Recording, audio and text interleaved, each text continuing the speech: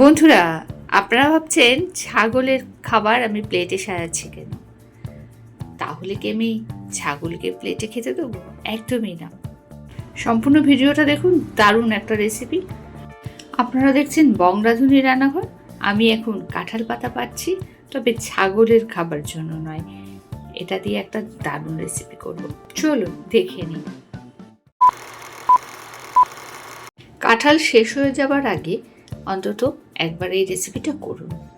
আমি এখানে কাঁঠাল নিয়েছি দু রকমের, একটা হচ্ছে খাজা কাঁঠাল আর একটা হচ্ছে গলা কাঁঠাল। আপনাদের বোঝার সুবিধার্থে আমি দু রকমের কাঁঠাল দেখিয়েছি।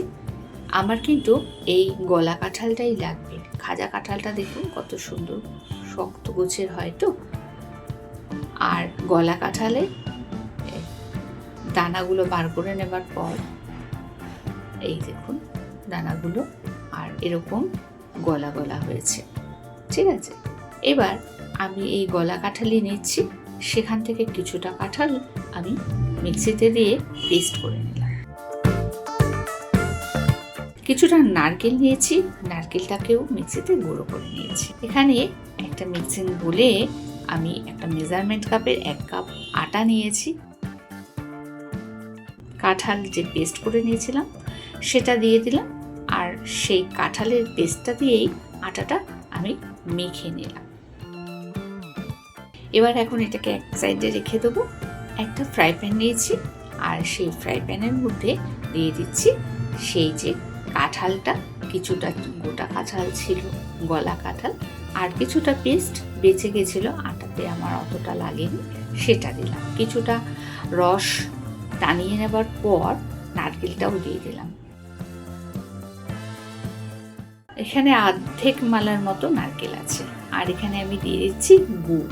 ঠিক আছে, এই গুড় দিয়ে, নারকেল দিয়ে আর কাঁঠালটা দিয়ে ভালো করে এখানে একটা পুর তৈরি করে নিচ্ছি। আর এই পুরটা তৈরি করে নেওয়ার পর অন্য একটা পাত্রে আমি ঢেলে নিচ্ছি।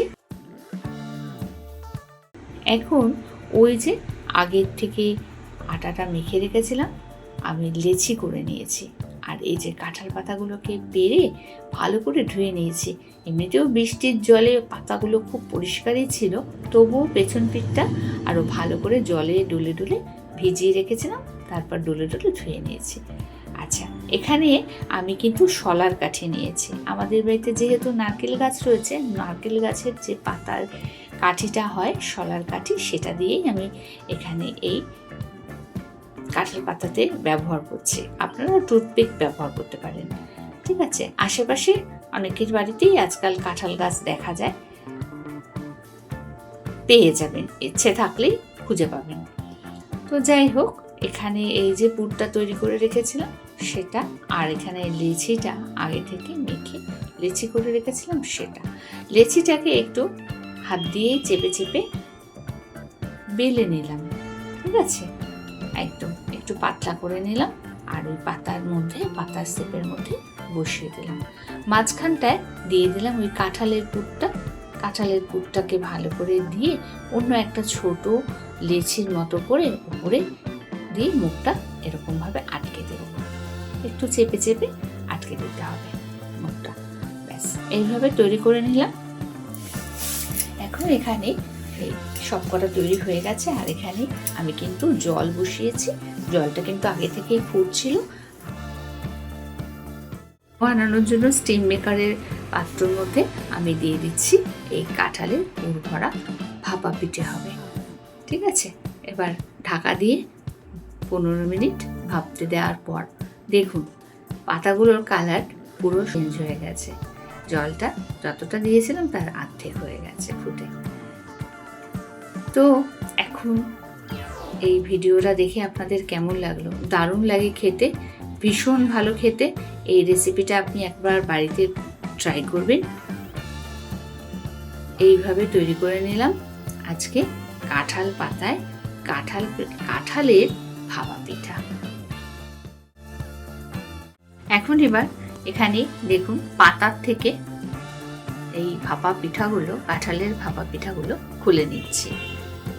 খুব সহজ, খুব সুন্দর, একদম ইউনিক একটা রেসিপি আপনাদের সঙ্গে আজকে আমি শেয়ার করলাম। ভিডিও ভালো লাগলে অবশ্যই একটা লাইক করে দেবেন। নতুন বন্ধুরা চ্যানেলটা সাবস্ক্রাইব করে বেল আইকনটি অল ক্লিক করে দেবেন, যাতে প্রথম নোটিফিকেশন আপনার কাছে চলে যায়।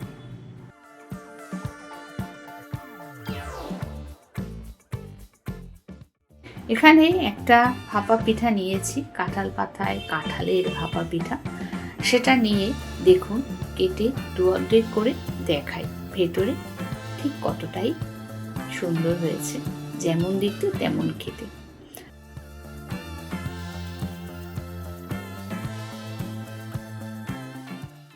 আজ বন্ধুরা তবে এই পর্যন্ত, ফিরছি আগামী পর্বে। ভালো থাকবেন, সুস্থ থাকবেন। সঙ্গে থেকে সম্পূর্ণ ভিডিও দেখার জন্য অনেক ধন্যবাদ।